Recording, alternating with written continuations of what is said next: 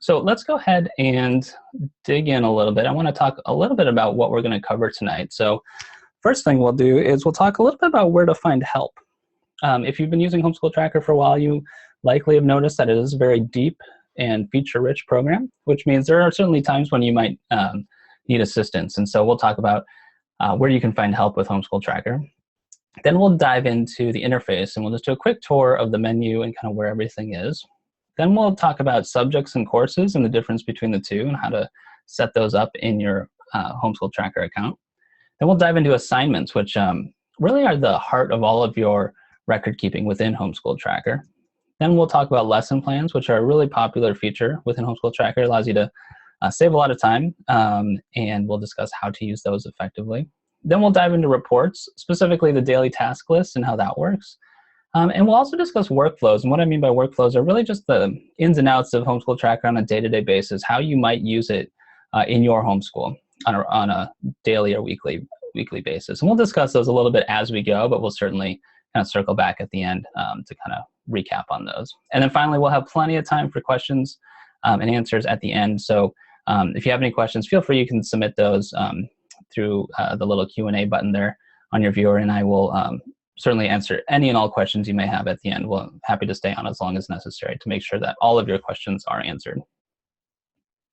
I forgot to mention this earlier, but one of the things with Homeschool Tracker that we like to do is we know that Homeschool Tracker, the program itself, is there to help you be more effective in your homeschool. But one of the things that we like to do is also to give you the training and the support necessary to use it more effectively in your homeschool. And so that's what webinars like this are all about. And so again, we really just appreciate you joining us tonight. So let's talk a little bit about where to find help. I think probably the best place to find help is right here on these webinars. We do these during the school year, probably about once a month or so. And they're really the best place to learn the ins and outs of Homeschool Tracker, ask any and all questions you may have. We'll answer them live here tonight. And really just to kind of check in if you ever have something that might be too hard to explain over email or anything like that, you can certainly do that live here on these webinars. If you ever want to find out when the next one is, you can head over to our website, homeschooltracker.com, then go to the support tab and then click on Training Center. And from there you can see the calendar of upcoming events. You can also see all of the replays that we have of previous training events. For example, this particular series, the Getting Started with Homeschool Tracker series, they're all here if you click this link. And then we also have a recording of a lesson planning webinar that we did, and certainly check that out if you're at all interested in lesson planning. We dive really deep into lesson planning and have all sorts of tips and techniques in that webinar. The next place I would suggest for finding help would be our Getting Started tutorial videos. So if you go to our help site, which is simply help.homeschooltracker.com, right here at the top are our Getting Started video series, and it's 11 parts, and each one of these is just a few minutes long. Altogether, I think it'd take you maybe 30 minutes to watch them. And it's really a great resource in that you can just kind of dive right into the specific area that you're looking for assistance on. So that's also a great place to get help. And then at the same time, the help documentation itself. So again, from help.homeschooltracker.com, this is our comprehensive help guide. And it really is more of a reference guide. That's why it's kind of organized like this. So what I often suggest to folks is that if you're ever in Homeschool Tracker on any specific screen, so let me just go to the calendar view here. If you click on the help link up here in the top right, that will take you directly to the corresponding help page for the page that you were on. So here is the agenda calendar view and all of the documentation for that particular screen. So anything and everything you want to know about the calendar view is all right here, including links to other areas that are relevant. The other way that I like to use the help site is simply by using the search bar here. So for example, if I wanted to search for days off, for example, I could just type that in, and I could find the link here to learn about how to enter in days off within Homeschool Tracker. So again, this is really a comprehensive resource, and I highly recommend checking that out if you ever are looking for assistance or have a specific question like that. And then the last place, but certainly not least, is our email support. So you can email us at any time, support@homeschooltracker.com, with any questions you may have about the program, about your account, or even about just kind of techniques for homeschooling, or excuse me, how to use Homeschool Tracker within your specific homeschool situation. We respond to each and every email that we receive, typically within 24 to 48 hours, but or excuse me, 1 to 2 business days, but certainly many are responded to much faster than that. So definitely don't hesitate to email us at support@homeschooltracker.com with any additional questions you may have. Okay, so let's jump into a bit of an interface tour. What I'd like to do is just kind of go through, I'm just going to close some of these windows here.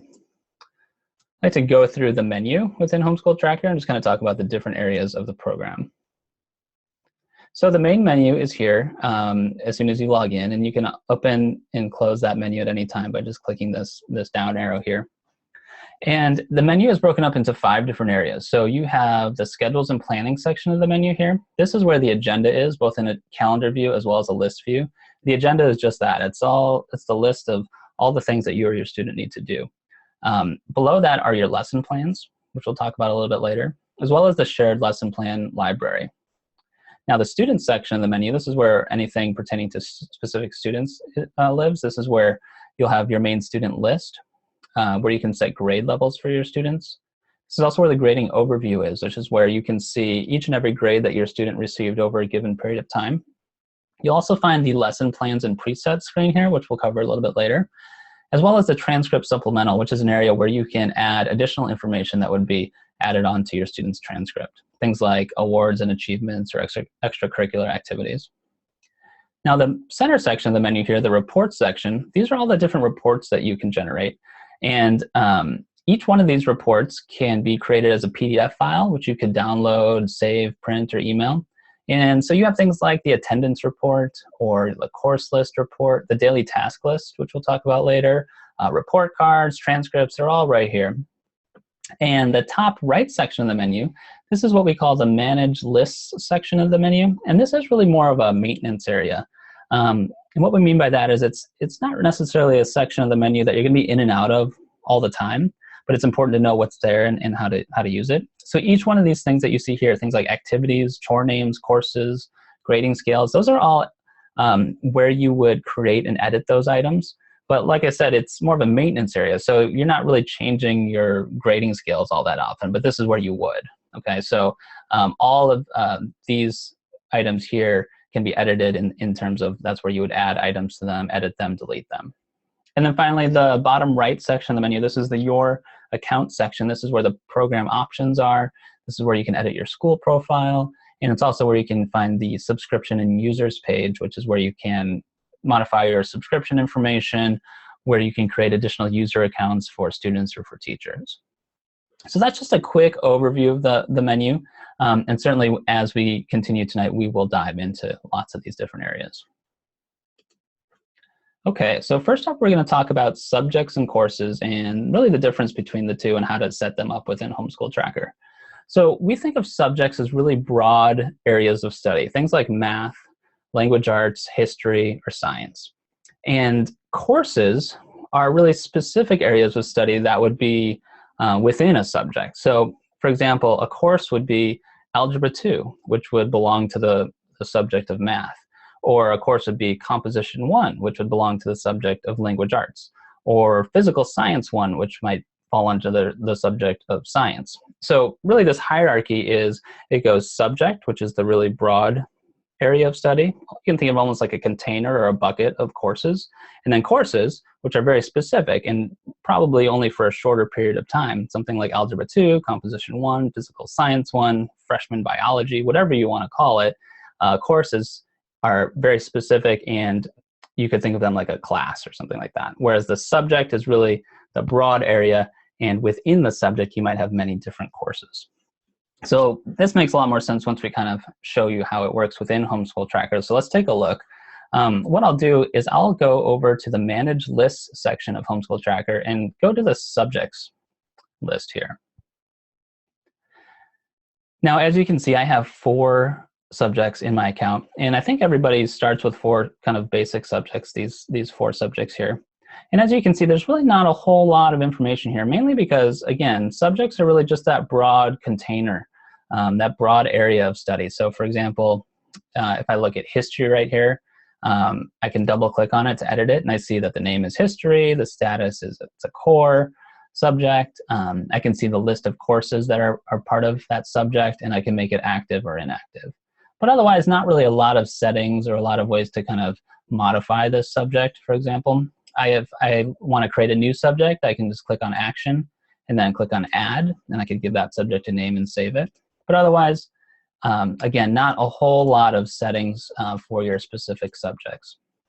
Now, if I jump over to the course list instead, you'll notice something different. So I'll jump over to courses. Now, again, similar screen here, but a lot more information going on. And that's because, like I said before, courses are very specific areas of study, and because of that, they have a lot of different settings that can be different from one another. So for example, if I look at this first one, this is Ancient History 1, and I'll just go ahead and double click on it. So the name of this subject, or excuse me, this course is Ancient History 1, and it belongs to the subject of history. I could give it a code if I wanted to. I can specify how many credit units it's worth. I can then set how those credit units are calculated based off of different parameters. I can choose a grading scale for that course, which means that different courses could have different grading scales, for example. I can choose to have this use weighted grading or not. I can add notes and information about this course, and again, I can set it to active or inactive. So right off the bat, you can see that there's a lot of different settings or factors that you can change within a course, and that's what makes them unique from one another. Now, because you can have multiple courses all belong to the same subject, each one of those courses could have different settings, and so that's really how it gets to be really flexible. Now, what I'll do while I'm here, let's just go ahead and create a new course. I'll click on Action and choose Add. I'll give this course a name. I'm going to call it Reading 1. And now, if you think about it, what would the subject be for Reading 1? In my case, it's going to be Language Arts, so I'll type in Language Arts. And I'm going to stop right there because, as you notice, as I was typing in Language Arts popped up right here. And that's because this field here is what we call a smart entry field. And a smart entry field, basically what it does is as you're typing, it will search that corresponding list for anything that matches what you're typing. And when I say corresponding list, in this case, it's searching the subjects list for anything that I'm typing. So you can imagine if you had a long list of subjects and you didn't know exactly what subject or how which subject you were looking for, you could start typing, find it, and select it. Now, if you don't know what subject, or if you just want to see a whole list of them, you can enter in a blank space, and this will pop up here, and you'll see all of your subjects, and you can select the corresponding one. Okay, so all these other settings, I'm just going to leave them as the default for now, and I'll click on Save, and then I will refresh this, and there you go. I now have a new course called Reading 1. It belongs to the subject of Language Arts, and it has all these other default settings. So that course is now ready for use. I could create assignments for it, all sorts of things, which we'll dive into a little bit later. But just to kind of get back to the hierarchy and how this is all organized, it's that you have these subjects, which again are really broad, and then you have specific courses that belong to those subjects. Now, the typical Homeschool Tracker account might have anywhere from, say, 4 to 10 subjects. Anything more than that, you might want to kind of think about how you're organizing things. Now, on the other hand, you might have literally hundreds of courses, because you can imagine over the course of several years and with multiple students, they're taking many different courses. And so your course list here might have hundreds of items in it, but you might still only have those 4 to 10, say, core subjects. So let's jump back here. So a few things to kind of watch out for that I would recommend is that I would not use the exact same name for both a subject and a course. So for example, if you have a course, or excuse me, if you have a subject called Language Arts, I wouldn't also create a course called Language Arts, because remember, you want your course names to be much more specific than the subject. So you might have a subject Language Arts, but then you want that course name to be something more specific. And if it's still about language arts, maybe it's Freshman Language Arts or 2016 Language Arts, something specific so that there's a clear separation between the subject and the course.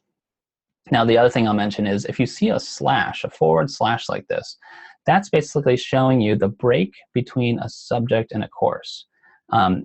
So let me show you what that looks like. So I'm just going to jump over to the agenda real quick and just to show you how this looks. So if you're creating an assignment, and we'll get into this in just a minute, what we do throughout the program is we have a field for subject/course. And this is really just to kind of save space and make things quicker to navigate. So rather than have separate fields for subject and another field for course, we have essentially a combined field called subject/course. And what I'll do is I'll just put a space in there so you can kind of see what this looks like. So right here, it says history. And then below that, it says history/ancient history 1. So because we're using this kind of naming convention, subject/course, this first one that just says history is just the subject of history. When you see history/ancient history 1, you're seeing subject/course. So if I selected the second one, I would be selecting the course, ancient history 1. And if I had selected the first one, I would just be selecting the subject of history. So that's what that slash means. And so I just wanted to spend a second there just to kind of show you what that looks like in action. Okay, so and real quick too, with regards to subjects and courses, the reason why we spend so much time on this and why it's so important is that setting up your subjects and courses up properly ahead of time at the beginning certainly pays off down the line, because really what we're doing and why we organize it this way, it all comes down to reports. It all comes down to your report cards and your transcripts. And the way that those reports are organized is it typically shows you the subject, let's say math, and then has all the courses that are part of math kind of listed below it, along with all the corresponding grades and that sort of thing. And so in order for you to get good professional looking transcripts and really accurate reporting for each individual course, it's important to set up your subjects and courses properly at the beginning. Now, that doesn't mean you couldn't do it later, but you know, it's important to understand how it's set up just so that you can be aware when you're setting things up within the program. Okay, so let's dive into assignments. So we'd like to think of assignments as the schoolwork tasks that we give our students to complete. And this could really mean a number of different things. So an assignment could be a lesson, it could be a homework assignment, it could be a quiz, it could be a test, it could be a field trip. Basically anything that you are literally assigning to your student, we consider it an assignment. It can also be an assignment to yourself as a teacher, for example. So if you're going to teach lesson 1 of Ancient History 1, for example, you could create an assignment for it and assign it to your student. And that way it's in the agenda and you kind of know what you're doing each and every day.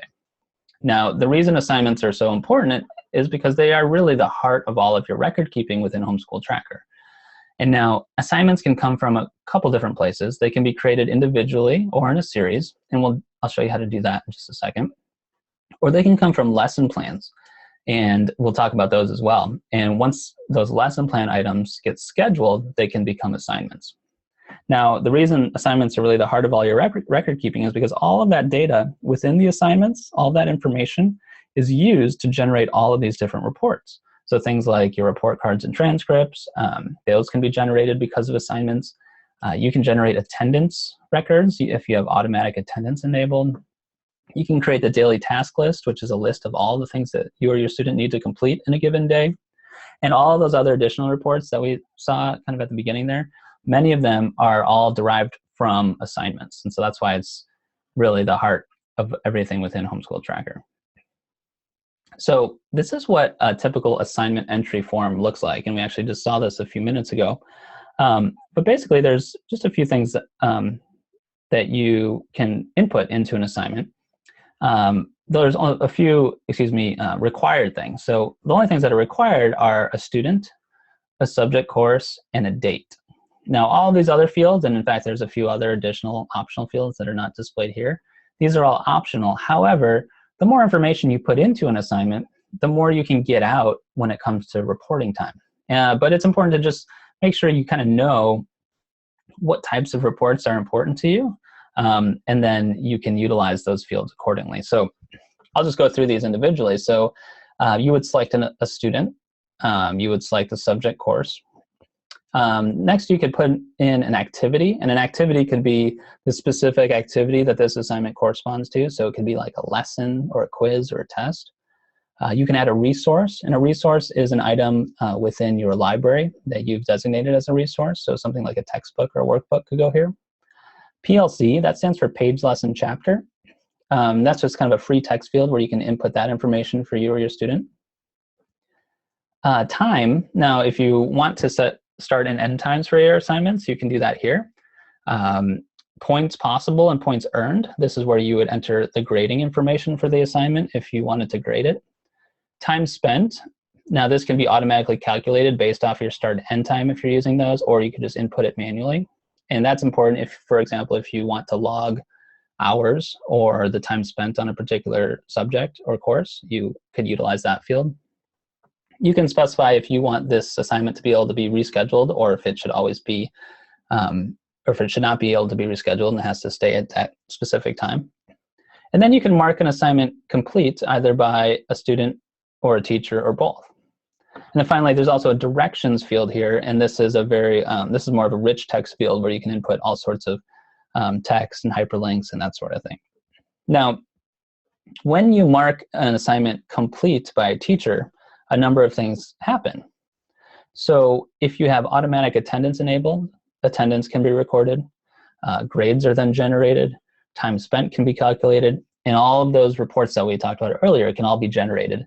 And that's simply by marking an assignment complete. Now, if you don't mark an assignment complete by a teacher, the program assumes that the assignment was never done, and so it won't necessarily be included in all of those reports, specifically a transcript or a report card, because if you just created an assignment and it was never completed, we're not going to grade it and we're not going to include that grade in the calculations.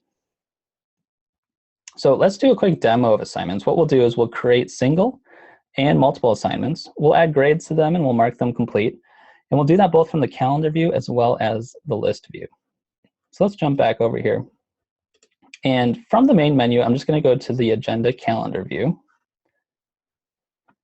And what you see is what you would expect for a typical calendar. And we'll talk about all these different features here in just a second. But what I want to do is I'm just going to create a single assignment. So I'll go to Add and choose Assignment Single. And here's that entry form that we looked at a minute ago. So I'm going to choose a student. I'll choose my daughter Campbell. And then I need a subject course. So I'm just going to hit the space bar to see my list of subjects and courses. And I'm going to select Ancient History 1. And then for activity, and again, these are also smart entry fields. This will be a lesson. And for resource, I'll just pick this one. Now for PLC, that stands for page, lesson, chapter. I'm just going to choose, I'm going to call this lesson 1. And then I'm going to pick a date. Let's just choose today and a start and end time. Let's call it from 8 a.m. to 9 a.m. And I'm going to make this worth 10 points. And I'll go ahead and save it. Now it looks like I'm actually still here in September. So I'm going to click on the Today button to go to today. There we go. And there it is. There's my assignment. So Campbell, Ancient History 1, Lesson 1. Now, if I wanted to view that assignment in more detail, I could double click on it and I get a little preview of it. I can also click on More here and get back to the original entry form. So let's say today kind of came and went, and I want to go in and I want to grade this assignment and mark it complete. Well, I can just double click on it. I can do that from here. I can mark it complete, but I'm just going to go back to the main editing here. And I'm going to give her a grade of 9 out of 10. Then I'm going to check the box for teacher complete. Now, you'll notice once I checked that box, this showed up, grade 90%. It calculated that grade. And if I go ahead and click Save, you'll notice a few things. So first off, the assignment got a little bit darker in color. That's just to show me that it was marked complete. And also this purple Campbell present showed up here, and this is an attendance record because I have automatic attendance enabled. And what auto attendance does is basically it assumes that if you mark an assignment complete on a given day, that your student likely was present that day. And so let's go ahead and create an attendance record for it. You can turn that on and off in your program options. It's totally up to you, but it is kind of a nice feature in that you don't have to create separate attendance records. So there you have it. I just created a single assignment. I graded it and marked it complete. Now, when we think about workflows and using Homeschool Tracker on a day-to-day basis, there are actually a lot of folks that use it just this way. You know, every morning or maybe the night before, they might go in, create single assignments for the day ahead, and then at the end of the day, go back in and grade them and mark them complete. The other way a lot of folks use single assignments like this is in reverse. So, for example, let's say you don't necessarily know what you are going to do ahead of time, but you still want to use Homeschool Tracker. Like maybe you're an unschooler, or you just don't want to have everything planned, so regimented necessarily. What you can do is at the end of the day, you could go into Homeschool Tracker, create all the single assignments for the things that you did do that day, and mark them complete, just like we're doing tonight. And then Homeschool Tracker really becomes more of a logging tool instead of a planning tool. And that's totally fine, because you still end up with the same result. You still have great reports. You still have all of your data in one place, but you're not necessarily tied to having to plan it all out ahead of time. You can just use it kind of in retrospect as a way to log all of your data. So a lot of folks are using it that way as well. Now, what I want to do next is create multiple assignments. So I'm going to click on Add and choose Assignment Multiple. Now, when I do that, I'm presented with the Add Multiple Assignments wizard here. And basically, it's just going to step me along these different tabs to create multiple assignments at one time. So first off, I can choose what students I want these assignments to be created for. I can create them for one student or multiple students. I'm going to go ahead and choose a subject course and an activity, all these lessons, and I'll pick a resource as well. And I'll have all of these start at, let's have them start at 8 a.m. also and go to 9 a.m. And they'll all be worth 10 points. Okay, then I'm going to continue to day and date. That just takes me to this next tab. And I want them to happen every day, every one day. And I'm going to have it start, actually, let's have it start tomorrow. And I have two options here. I can continue creating items, meaning creating assignments, until the PLC pattern is exhausted, or I can continue creating items until some end date. I'm going to choose this first option, until PLC pattern is exhausted, because I want to show you how that works. So I'll continue to PLC. Now remember, PLC stands for Page Lesson Chapter. And if you think about Page Lesson Chapter, in practice, it likely isn't going to be the same PLC for every assignment, because as you can imagine, assignment 1 might be lesson 1, assignment 2 might be lesson 2, assignment 3 might be lesson 3. So if I were to create a bunch of assignments, I don't want them all to have the same PLC necessarily. So we have these auto increment tools built into Homeschool Tracker here. And what I can do is I'm going to choose a one-part auto increment, and I'm going to have the leading text be lesson. And I'm going to start with lesson 1, and I'm going to end with lesson 3, and I'm going to increment by 1. So basically, what it's going to do, it's going to create an assignment that's lesson 1, the next assignment will be lesson 2, and the next assignment will be lesson 3. Now, I could do this for 100 assignments if I wanted, but I'm just going to fill out the rest of this week. So I'm going to start with 1 and end with 3. So I'll continue to preview. And what this does is it gives me a preview of what I'm about to create. Now, again, it's just a preview. I haven't created it yet, but it allows me to take a look at it and make sure it all checks out with what I wanted to do. And we can see here we have an assignment for Wednesday from 8 to 9 for lesson 1, and then Thursday from 8 to 9 for lesson 2, and then lesson 3. So if I'm happy with that, I'll just go ahead and select all the ones that I want to actually create, in this case, all of them. And then I'll choose Accept Selected Items. If I wanted to go back and change anything, I could simply just click on one of these tabs here and change my settings around and then go back to the preview. So with all of these selected, I'm going to choose Accept. And there we go. Here I am back in the agenda, and I have 3 more assignments for the rest of the week. So pretty straightforward in terms of creating multiple assignments. Obviously, I just did 3 here. I could do it for the whole week or 2 weeks at a time, however I wanted to. But that's how you would create multiple assignments. Now, I want to show you what this looks like in the list view as well. But before we go there, I just want to kind of cover a little bit about the interface here within the calendar view. A few things to point out. You have your basic kind of calendar controls here. You can view a day or a week or a work week of a whole month, all these different features here. They're pretty straightforward. You can move ahead, back and forward in time. You can jump straight to today. If you wanted to export this view here as a PDF, you could simply click on Export to PDF. That will download a PDF file that you can open. So this is great for printing or for saving. Just shows you the current view that you're viewing as a PDF file. At the bottom here, it says Show Full Day. If I click on that, it'll show me the full day from midnight to midnight. But if I just want to show the school hours, I can click on that. And my school hours are set up from 8 to 5.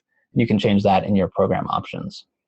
And then finally at the top here, you have these blue tabs. And what these are filters. And by filters, I mean they will filter what you're viewing here based off of what you've selected. So for example, right now I'm viewing all students. If I only wanted to view specific students, I could just check those here.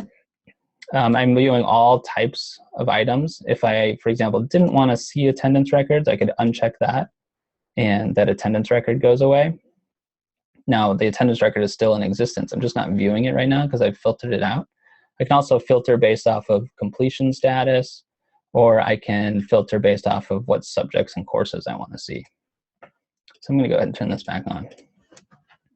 Okay, cool. So now let's jump over to the list view to see what things look like there. I do see some questions coming in, and just keep in mind, we will cover all the questions at the end tonight. So feel free to keep asking them. We won't lose the questions or anything. I'll certainly circle back to those. So thank you for sending those in. Let's see. So now here we are on the list view. And now real quick on how the list view is displayed. Here on the left in this green column, these are all those same filters that we just looked at on the calendar view. So I have my date range. Right now I'm looking at this week. I can filter based off of student, type, completion status, or course. And then here in the middle, this is basically the data. These are all of the assignments, all of the information that we just saw in the calendar view, but in list format. And the reason we have both of these views is because when you're viewing things in the calendar, you can really only see limited information.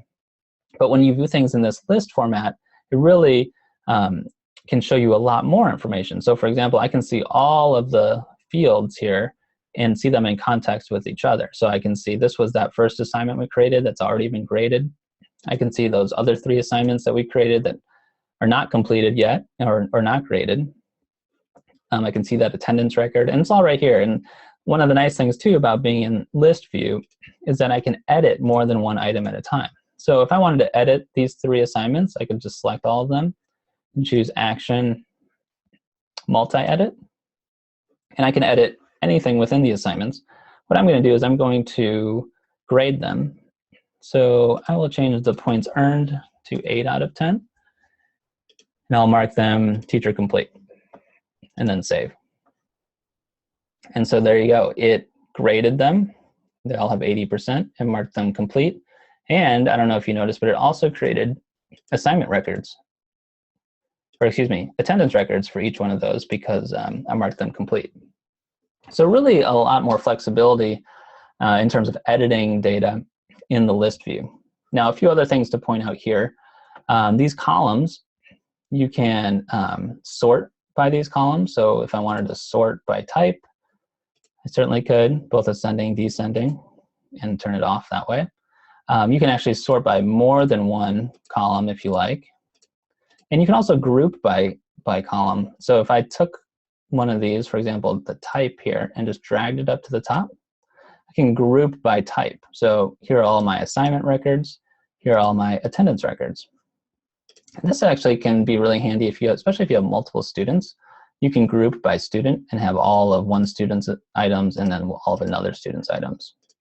And then finally, there's also a search box up here. So if you have a really long list of information and just want to search within it, you can just type and enter into that search box and just see the information that has that text in it. So lots of flexibility within the list view. Okay, so I think, let's jump back here just to kind of recap on assignments. So we created single and multiple assignments. We added grades and we marked them all complete. We did that both from the calendar view and the list view. All right, so now let's dive into lesson plans. I'm just gonna take a sip here. So lesson plans are a sequence of items that have not yet been scheduled as assignments. So all that means is they're essentially like an assignment template, and they're sequenced in a certain order for a particular lesson plan. Now this is great if you want to plan everything out in detail all at once, or if you're using a predefined curriculum. So a lot of off-the-shelf curriculum that you might buy likely comes with a lesson plan, meaning just a sequence in the order that which you go through that curriculum. And the other nice thing about lesson plans is that they're not tied to a particular student, which means they can be reused over and over again. So if you created a lesson plan for your older student, you could certainly save that and use it again for your younger student when they take that course or when they need to go through that curriculum. You can also share these and import them using our shared lesson plan library. And last time I looked, I think we have over 1,000 shared lesson plans in that library, and the majority of them are based off of off-the-shelf curriculum. This is also really handy if perhaps you are part of a group or a co-op, and you're kind of working through some of the same curriculum. You can have one member of your group create the lesson plan, share it in the library, and then other members of your group could certainly just take that and import it into their account. So we're going to do a quick demo on lesson plans. What we'll do is we'll see an example lesson plan. We'll create a simple lesson plan. We'll import one from the shared lesson plan library, and then we'll schedule the lesson plan and discuss using presets for scheduling as well. So let's jump back here. And what I'm going to do is jump into the lesson plan screen. Now, if you are brand new to Homeschool Tracker, you likely don't have any lesson plans in your account already. I happen to have a few, and so what I'm going to do is I'm just going to open one up so you can see what a lesson plan looks like. So I'm going to choose this Abeka Arithmetic first grade plan. Now right off the bat, you'll probably notice this screen looks a lot like the agenda list view that we just came from. And that's just because we are essentially using the same paradigm here. So you have all those filters on the left here. You have all the data in the middle here. All of these columns work the same way, and the grouping and the sorting, that sort of thing. And each one of these items, we call these lesson plan items, they look an awful lot like an assignment. So let me just open one of these, and you'll notice, again, it looks a lot like an assignment. However, it's missing a few things. You'll notice there's no student, and there's no date. And that's because a lesson plan item is different than an assignment because it doesn't correspond to a specific student, and it's not tied to a specific date yet. Until these lesson plan items get scheduled, will they they'll generate assignments for that specific student on a specific date. And so that's really where the flexibility comes from, because you can go ahead and you can create very detailed lesson plans like we have here, and you don't need to know who they're for yet. You don't need to know what day they're going to happen yet, but you're just kind of getting all that work done ahead of time so that you can use it when you're ready for it. And so you'll notice that this plan, if we just look at it, it looks like on day 1, they're doing lesson 1. On day 2, they do lesson 2, etc. And then on day 12, there's an oral test, and that's worth 100 points. And also on day 12, it looks like there's another test, also worth 100 points. Then the sequence continues, and then another test on day 17. And so this keeps on going, and if I scroll all the way down, you'll notice it goes 171 days. And in total, there's 202 lesson plan items. So this is an entire year's worth of lessons, all ready to go. Kind of everything's already filled out, and it's in this lesson plan. So if my student was using this curriculum, or if I wanted to use this lesson plan with them, for example, I could just pull this lesson plan up or create it ahead of time if I'm creating it. And when I'm ready to assign, or when I'm ready to basically use these lesson plans items, I would assign them, schedule them essentially for my student, and it would create assignments based off of these lesson plan items. And we'll show you how to do that here in a second. So that's what a sample lesson plan looks like. Let's go ahead and create our own lesson plan.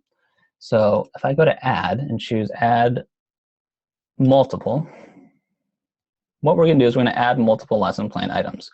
And right off the bat, this kind of looks like that same wizard we used for adding multiple assignments. And again, it's because they're very, very similar. Now, first off, it's asking me what lesson plan do I want to add to? And it's using the one I was just looking at. In this case, I don't want to use that one. I want to create a new one. So I'm going to delete that. And I'm just going to create a new one. I'm going to call it sample plan. And I can just create that right here by putting that new name in there.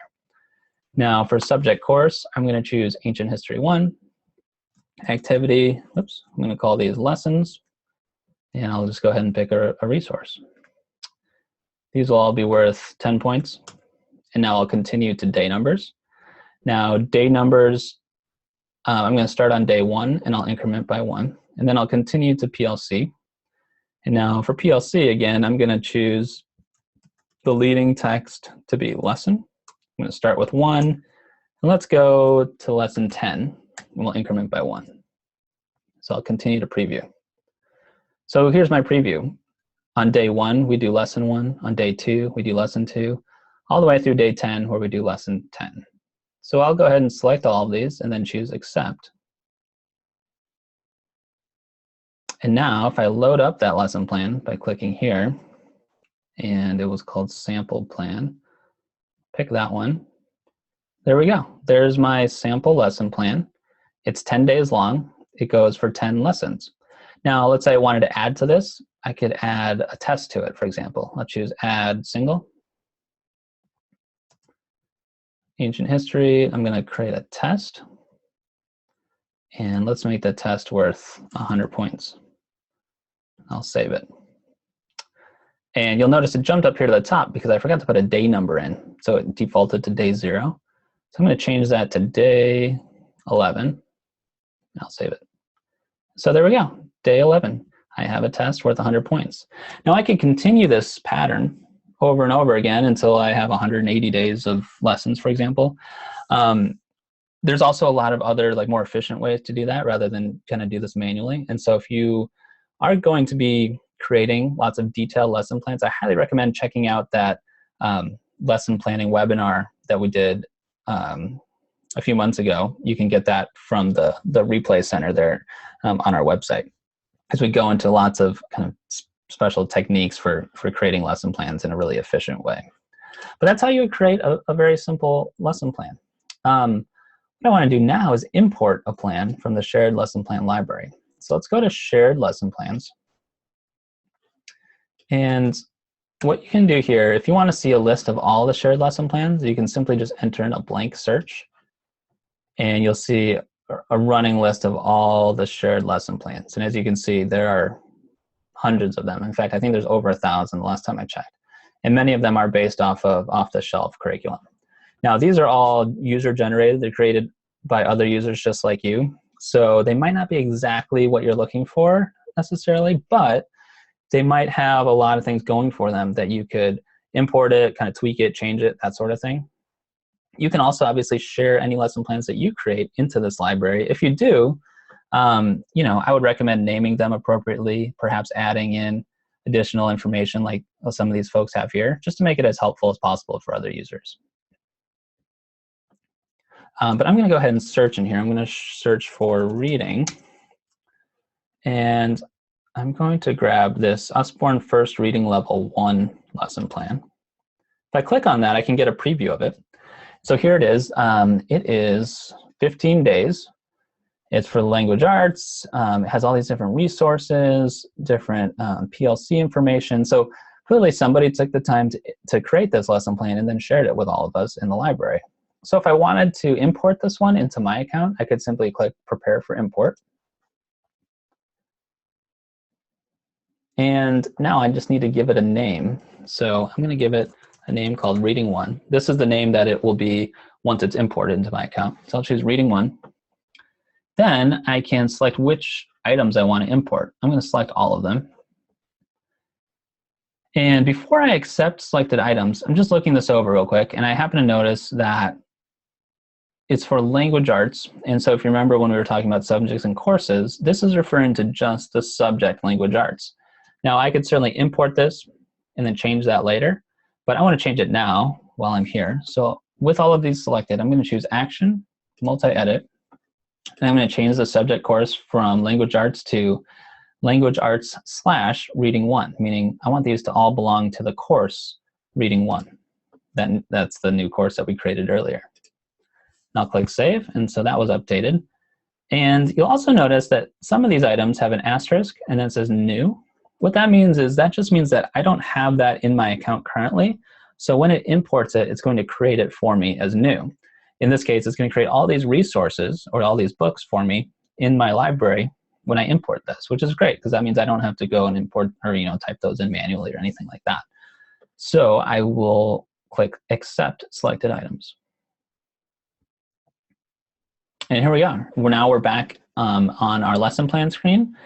And this is that new lesson plan that we just imported. It's for Language Arts / Reading 1. And then all that information that was in the shared lesson plan library is now right here, ready for use. So that's how you would import a shared lesson plan into your Homeschool Tracker account. And again, great resource if you're using off-the-shelf curriculum. Definitely take a look at the shared lesson plan library first to see if somebody's already created that lesson plan. Also great if you're part of a group or a co-op and you're all working together. You can have one person create lesson plans or kind of divvy it up and share them amongst the group. So now that we have all these lesson plans, how do we use them? How do we schedule them so that we can assign these items to our students?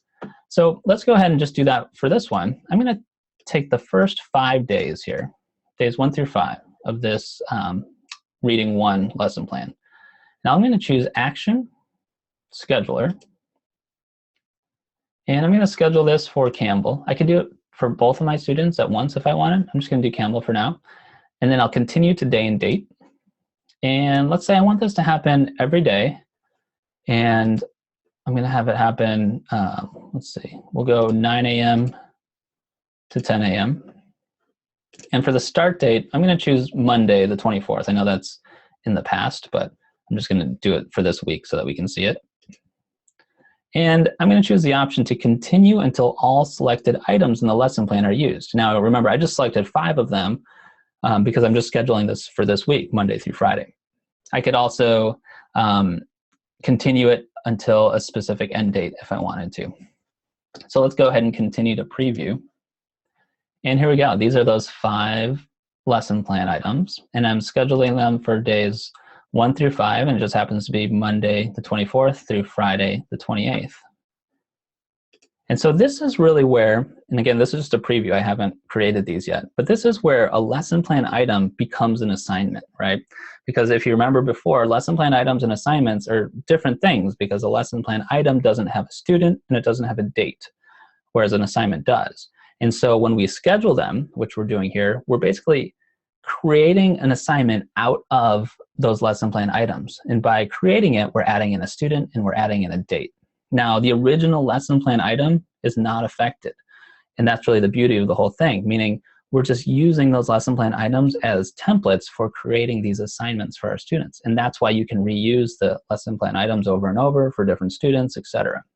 So let's go ahead and select all of these and then choose Accept Selected Items. Okay, so here we are. We're still on the lesson plan screen, and you'll notice lessons 1 through 5, they're still here. They didn't go anywhere. Nothing changed with them. We didn't edit them within the lesson plan or anything. What we did do is we created assignments out of those 5 items. And now if I go to my calendar view, you'll notice Campbell now has 5 assignments for Reading 1 from Monday through Friday. And if I open these up, they look just like those lesson plan items, except now they belong to Campbell, and now they have a date and a time associated with them. So that's really kind of the beauty of a lesson plan in action, meaning I just took those 5 lesson plan items, scheduled them as assignments for Campbell from Monday through Friday. If I wanted to, I could go back into that lesson plan and schedule those same 5 lesson plans for my other student for 5 totally different days if I wanted to. And so that's really kind of lesson planning and scheduling in action. Now, there is a tendency for folks to want to schedule their whole year in advance, right? whether you're creating multiple assignments or if you just have that whole lesson plan and you just want to, kind of create all the assignments all at once, I caution against that, because what that does is it basically limits you. It doesn't limit you, but it makes it a little bit more difficult to reschedule things in times when things change. So I often recommend that you just schedule or plan out 1 to 2 weeks in advance. That way you have the flexibility to reschedule things really easily. If you find that you're working faster than you thought, then it's not a problem. You can always just add in more assignments.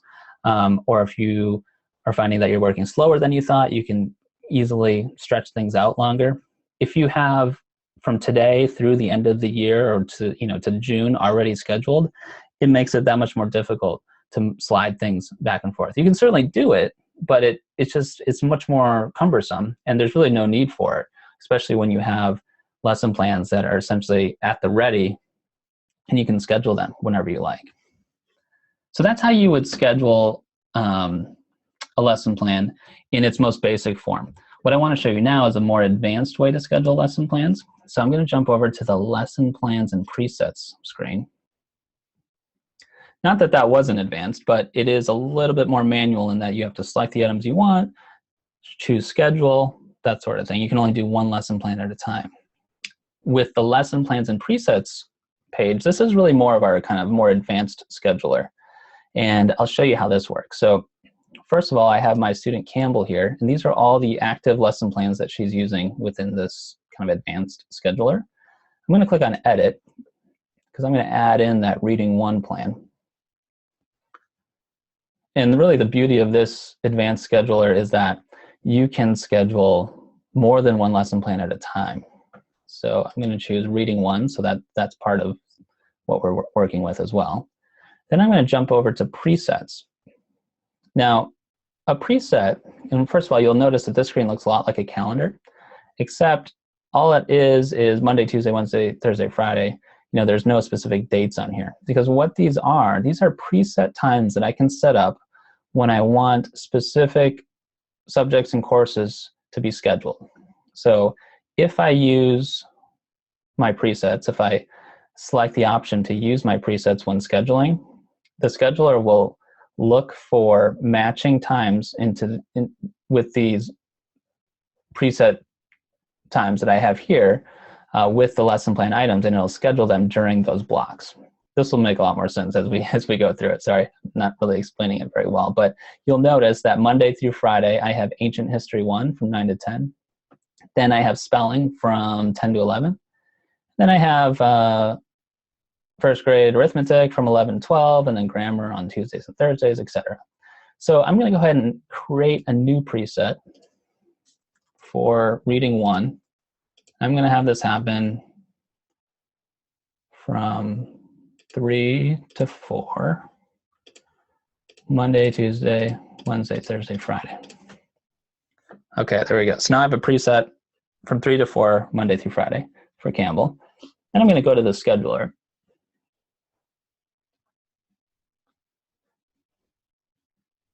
And this section of the program always takes a little bit longer to load, since it's grabbing all of this information from all these different lesson plans. And now this is really where the fun happens. So I'm going to select all of these lesson plans. There are 7 of them, 7 different lesson plans, and I will continue to day and date. Now, from day and date, we have been typically just scheduling things every day. You can set up weekly schedules or monthly. I'm going to choose this option here for preset. And what that means is I'm not going to choose the days. Instead, the scheduler is going to look for my presets, and it's going to match them up accordingly. And then I just choose a start date. So I'm going to choose next Monday. And I'm going to continue until, let's see, I picked Monday. I'm going to continue until Friday. So I'm just going to schedule next week. Remember, I was saying I recommend just scheduling like 1 or 2 weeks at a time. I don't want to choose a date way out in 2017 or something, because I'm working with so much data here. I'm just going to choose just the next 5, or, next week, those 5 days. Now I'll continue to preview. And here we go. So now I'm previewing 44 items. This is across 7 different lesson plans, and it's scheduling 44 different items. And so you'll notice Monday, I've got Ancient History 1 from 9 to 10, and I've got Spelling from 10 to 11, Arithmetic 11 to 12, and here's 3 to 4 is Reading 1, and then if I go, then it goes to Tuesday. And again, 3 to 4 on Tuesday is Reading 1.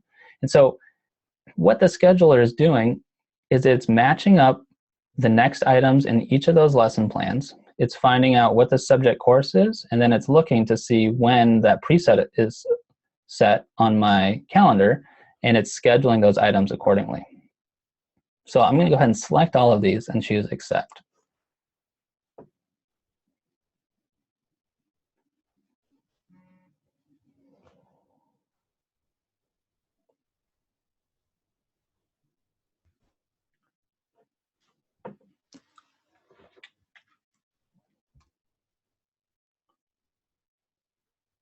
Okay. So now if I go back to our calendar view and jump to next week, there you go. You see all 44 items neatly scheduled at their preset time that I had set up ahead of time.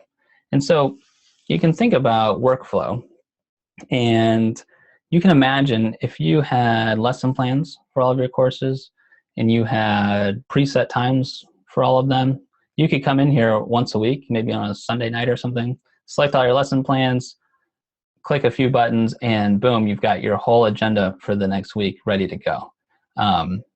Or you could have a combination of having, a few lesson plans set up like this, or kind of manually, like we did earlier, select items and schedule them, and also add in single assignments here and there. Lots of flexibility in terms of how you want to engage with the tools within Homeschool Tracker. But certainly this is one workflow that is a little bit more advanced, but once you get it set up, it can really save you a lot of time, and you can generate a lot of information here all at once. All right, so just to recap on lesson plans, we saw an example plan. We created a simple one. We imported a lesson plan, and we scheduled it both in kind of our simple scheduler as well as our more advanced scheduler. All right, so now real quick on reports. Reports can all be created as PDFs that you can save, print, or send. And the daily task list is a great report to use on a day-to-day basis. If you need kind of a printout of all the things that you or your student need to do, the daily task list is great for that, and I'll show you how to do that in a second. Transcripts and report cards, those can be generated as long as you have at least one completed and graded assignment in a course. So, for example, if you don't have any assignments that have been graded or completed in a course, it's not going to show up on a transcript or report card, because transcripts and report cards are really all about grades. And in order for the course to show up, it needs to have at least one completed and graded assignment in that course. So let's just jump over here real briefly to the daily task list. I want to show you how that works. From the reports section of the menu, click on daily task list. And there's a lot of settings here. I'm going to keep these all kind of by the default for right now. And I'm just going to choose next week, the 31st through the 4th. And I'm going to click Generate Report. And then I'm going to pick up the report. And it downloads a PDF to my desktop. And here it is. Let me just zoom in a little bit for you. So this is a PDF file, and it has all of those items on our agenda for Campbell for next week. So again, 9 to 10, Ancient History 1, all the information about the assignment. And this goes on. Here's Tuesday, Wednesday. And so here you have a 3-page report that you could print out, you could put on a bulletin board or on a clipboard so that you and your student kind of know exactly what you need to cover. This is great if you don't necessarily want to have your computer open all the time or your iPad or whatever. This is kind of a hard copy version that you can use as well. So a lot of folks are using the daily task list quite a bit. All right. So kind of thinking about workflows again, just to recap, we discussed earlier that you can certainly create and complete single assignments on a daily basis. And again, a lot of folks do this in reverse as well, where at the end of the day, they'll go in and create assignments for all the items that they did do that day. And then Homeschool Tracker really becomes more of a logging tool instead of a planning tool. Nothing wrong with that. You could do that with multiple assignments kind of at the beginning of the week and go through your week that way. Or you can use lesson plans if you like and schedule them kind of one at a time, or use presets to like kind of really enhance your scheduling. And again, a lot of folks do that perhaps 1 week or 2 weeks at a time. So there's really a number of different ways that you can use Homeschool Tracker within your homeschool. And that's really kind of the beauty of it, is that there's not a right way or a wrong way necessarily. There's just the way that works best for you in your homeschool. We like to think of it as kind of like an open platform, meaning there's all these tools available to you, and it's really like what works best for you in terms of what you want as an outcome. If transcripts are really important to you, or report cards are really important to you, then obviously you'll want to keep track of those grades. You'll want to make sure your subjects and courses are neatly organized, that sort of thing. If time spent is really important to you, if you need to send in reports on attendance or time spent, then you'll want to utilize those fields within the assignments and make sure you're keeping track of that really well. So it's really there. All these tools, all these different fields are available to you to use Homeschool Tracker in whatever way is important to you. And certainly, like I mentioned before, if you're ever curious on what you should be doing or not be doing, certainly don't hesitate to email us, and we're happy to help you out, figure that out as well. So there we have it. We can go ahead and answer some questions now. I know there were a few that came in while we were going, so I can start with those. But if you have any questions, feel free to ask those just by clicking on the Q&A button there. One thing I will mention that we do like to do for all of you that have been in attendance with us tonight, what we will do is we'd love to give you a free month of Homeschool Tracker. So essentially, I'll pull a report at the end of this and see who was here, and we'll basically go into your account and extend it an entire month, totally on us. Because we do that because we really appreciate you taking the time to learn Homeschool Tracker and to really invest into learning Homeschool Tracker. And so just as a thank you to you, we're happy to kind of give back and give you an extra month for free on us. Okay, so let's see. Dawn is asking, how do you log hours? So I'm going to jump back over here and jump into an assignment. So logging hours is pretty straightforward. Right here, the time spent section here, this is where the time is calculated for a specific course. So for example, because I'm using start and end times here, it's automatically calculating this time spent as 1 hour. And that 1 hour essentially is going to be logged underneath Ancient History 1 as the course, as well as the subject history. So if I were to generate a report, a time spent report, it would find this time spent record within history or Ancient History 1, as long as you mark this box complete and save it. So if you don't do that, then it's not going to count towards the time spent for that particular course. So just keep that in mind if you're tracking time spent, that you want to make sure that those assignments are also marked complete. In the same way that in order for a grade to count towards a transcript or report card, it needs to be marked complete. In order for the time spent to count, same deal, it needs to be marked complete here as well. Hopefully that answers your question, Dawn. Let's see, anonymous viewer asks, what do you suggest for electives that don't have a basic subject like personal finance? Well, I mean, you could essentially, you could do it however you like. You could have a miscellaneous subject and then have specific courses within that. I would say, even though personal finance by itself is almost too broad, because what if you, for example, had multiple personal finance courses, like you did personal finance 1 or personal finance 2. So there might be some kind of broader subject that these could all live within, whether it be just miscellaneous, for example, or home. I mean, this is really ancient, but like home economics, right? Or this could fall under math, for example, or social studies, or just life skills. Maybe life skills is a good subject, and within that you could have personal finance 1, as the name of the course. It's totally up to you, right? There's no authority, saying that this is how you have to do it, and that's really the beauty of homeschooling, right? Is no one's necessarily telling us how we have to do it. It's really what makes sense to you in terms of organizing where you would put something, right? And so for all of those kind of extra courses like a personal finance, If you want to put them all together into one subject, that's totally your prerogative. If you wanted to put personal finance in with, a life skills subject or something like that, you could certainly do that as well. Hopefully that answered your question. I can't necessarily give you a definitive answer of like, yes, this is what you should do. I think for me, if it is, in my case, I might create a life skills subject and I would have a course called Personal Finance 1, for example. And the only reason I'm adding the 1 is just in case, I have a 2 down the line, right? Maybe I will, maybe I won't, but that way it's more specific so that you can easily add on to it. Okay, hopefully that answers your question. Karen is asking, how would I bump the schedule back a day or two if I have it scheduled out for 2 weeks and there's an emergency on day 2? That's a great question, Karen. So let's go ahead and show you that. So this is basic rescheduling, essentially. So here we are on the calendar view. Now, the simplest way to reschedule anything is to just grab it and move it, just like that, right? I could take something, I can move it to the next day. Now, that's fine if you're just moving one thing or two things, but what Karen's asking, what often happens more, which is a more common rescheduling occurrence, is that you need to move everything. Like I need to move this whole week forward a day, for example.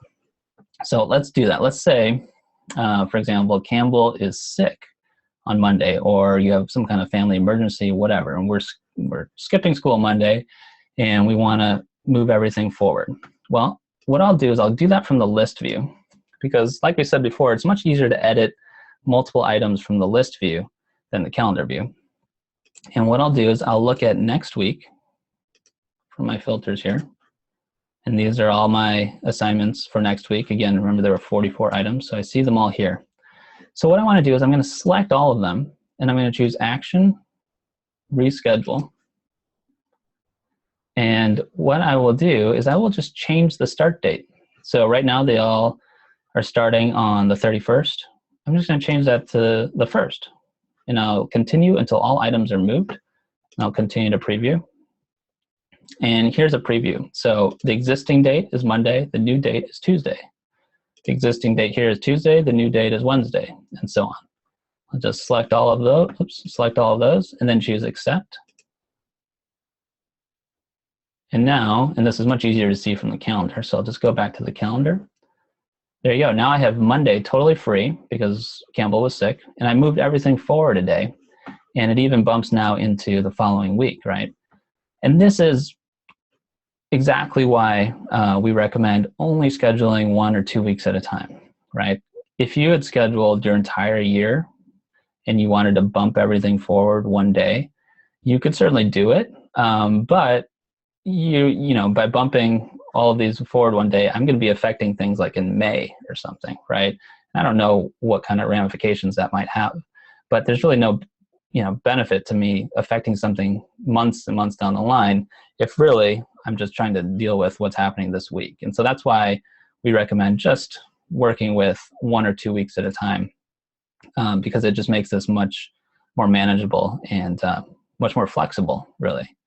So that's how you would move things all forward a day. Now, the other rescheduling circumstance that happens a lot is, let's say Campbell's sick again on Tuesday. And rather than move everything forward another day, because I don't want to get too far behind, I just want to have her get caught up on Wednesday. So let me jump back to that list view. And let's say, so she's sick on the 1st. So I'm just going to select just the items on Monday or on Tuesday, the 1st. This one also. Then I'm going to choose Action, Reschedule. And now I'm just going to change the start date to Wednesday. And so basically I'm going to double up her work on Wednesday because I want her to get caught up. And so I'll continue to preview. And now the existing date is Tuesday and the new date is Wednesday. And then down here you'll see in green it says existing item. It's just showing that, hey, there's other stuff happening on Wednesday. Are you sure you want to kind of double up? And in this case, yes, I do. So I'm going to select all of these and choose Accept. And so now if I jump to the calendar view, I can see that I kind of doubled up all of her work here on Wednesday. And we still get caught up. And so we didn't essentially lose another day. So those are probably the two most common rescheduling circumstances that you might run into: bumping everything forward a day, or just bumping one day forward to get caught up. So hopefully that answers your question, Karen. So let's see, Karen's asking, if I create some assignments, can I later save them as a lesson plan to use for another student? Great question, Karen, and yes, you can. So let's show you how to do that. What I will do,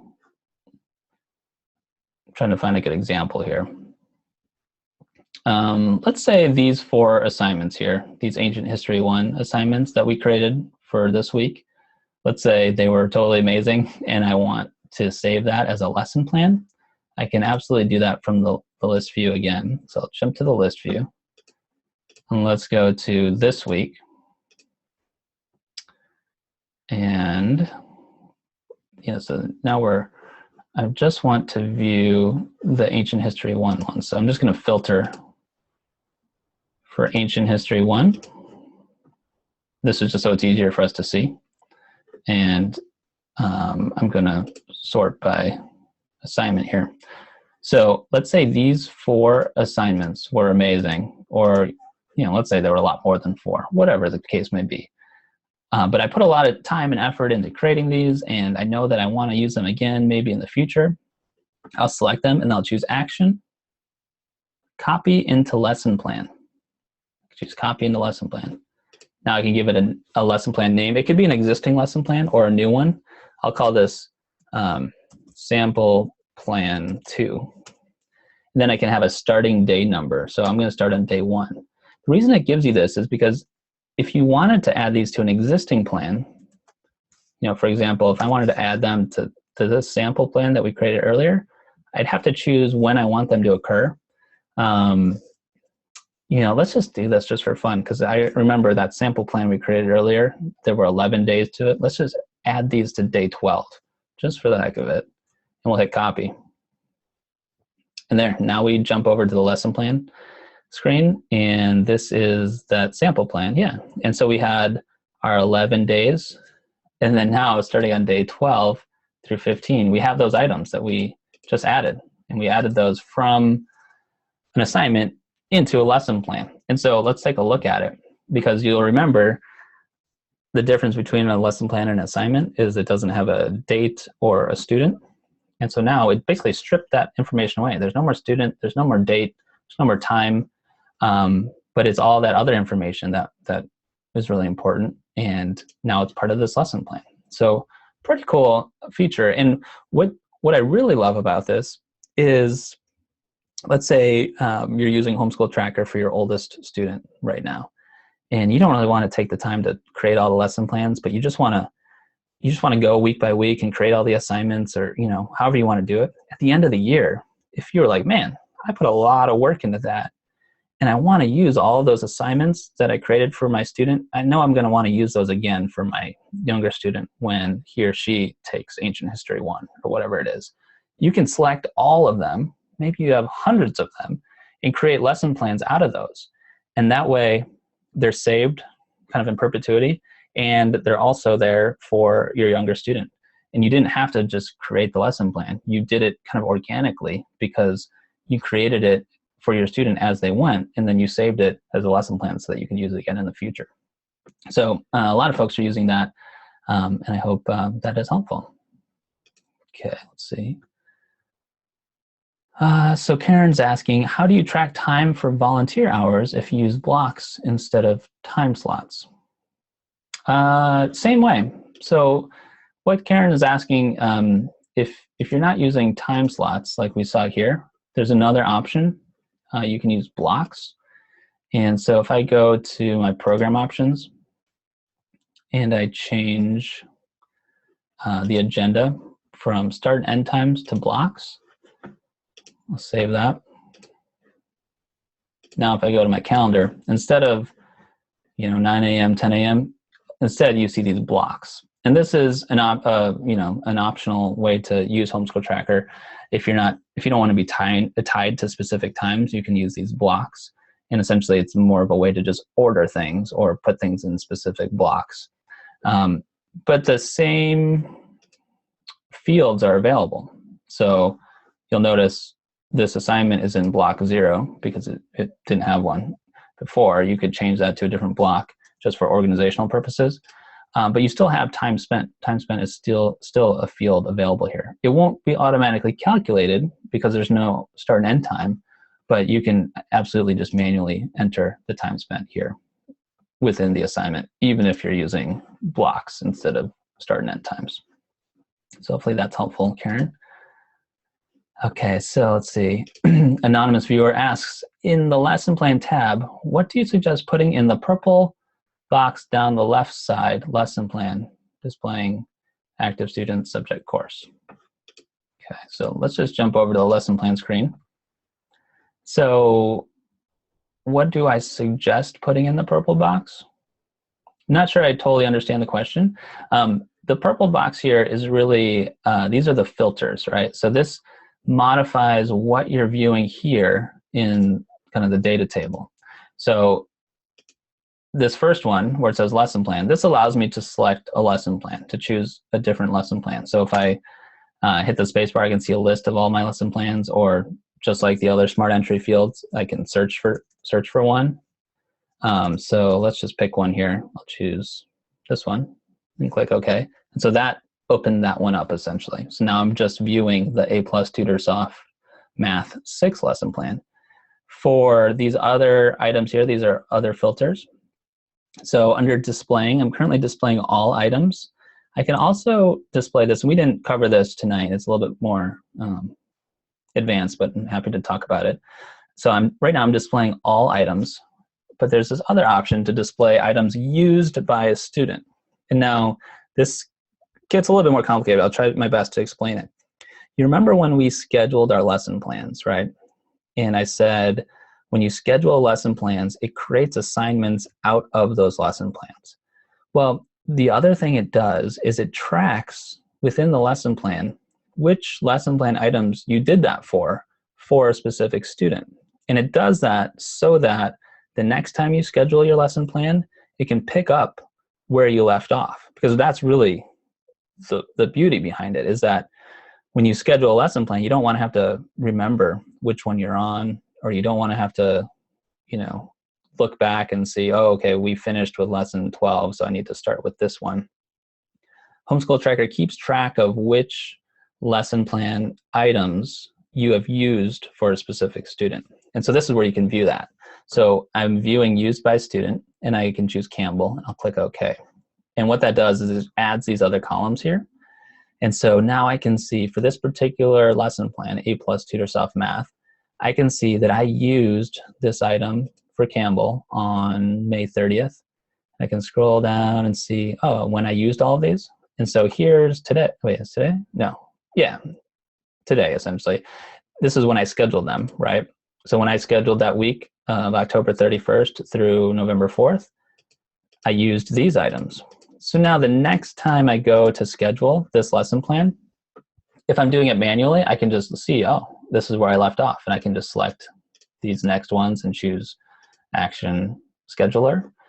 Or if I'm using the advanced lesson plan scheduler, it will just pick up from this one because it'll look to see where I left off. And so that's what that displaying filter here does. Now, and I don't want to get too far in the weeds, but this comes up occasionally where, let's say you scheduled items. Let's say I scheduled this week, and then for some reason I deleted them from the agenda. If you ran the scheduler again, it would still pick up from here because the lesson plan doesn't know what you did or didn't do with the agenda. The lesson plan just knows that, hey, you scheduled them, and so I'm going to mark it here. So sometimes you may need to reset the used status here. Basically reset it. So let's say I wanted to reset the used status of these. I would just select them and choose Action, Set Used Status. And let's say I wanted to choose Campbell, and I want to reset them to not used so that I can kind of go back and reschedule them if I wanted. This is a very rare occurrence, but having helped answer customer emails and that sort of thing, it does come up because sometimes, and I see this a lot, where people might schedule their whole year or something, and then they go and delete those assignments, and then they try to schedule again and it doesn't work. it's because the lesson plan thinks that you already scheduled them. So why would you want to schedule them again? So what you need to do is you need to come in here and reset that used status. Hopefully that's not too confusing. I just figured I'd mention it while we were in here. These other filters here, you can see the status, both used, not used. So if I just wanted to see used status, I could choose that. If I just want to see not used status, I could choose that, which might be helpful because then it's just picking up from day 97, from day 51. No, I know that I already used the first 50 days. I just want to grab the next one. That's one way to do it. And then I can choose which students I want to view here, which active students, and then subjects and courses as well, if I just want to filter down. So hopefully that is helpful, anonymous viewer. Any other questions, feel free to submit them. And again, like I mentioned before, if you missed it, for everybody that is in attendance tonight and is kind of stuck with us, totally appreciate it. You guys are awesome rock stars. And so I will pull a list of everybody and we'll give you a free month of Homeschool Tracker. Totally on us because we love you guys and we appreciate that you are willing to invest the time and the energy to learn how to use it more effectively. If you're not a current Homeschool Tracker user, I'll be able to see that in that report and I'll reach out to you and we can set you up with a free month as a trial or something like that as well. So feel free to submit any other questions you may have. And again, don't hesitate to email us, support@homeschooltracker.com, if you have any other questions that you think of later. Happy to answer those for you as well. Okay, it doesn't look like we have any other questions. So with that, thank you guys so much. Really appreciate it. I know I've been talking now for an hour and a half, and so you're probably tired of listening to me, but I thank you guys so much for joining us. We really, really do appreciate it. And again, email us with any questions you might have. Don't hesitate. We're here to help. And we just really want you to be successful in your homeschool. And hopefully you'll use Homeschool Tracker to do that. So with that, thank you so much. And we hope to see you guys again soon. Have a good night.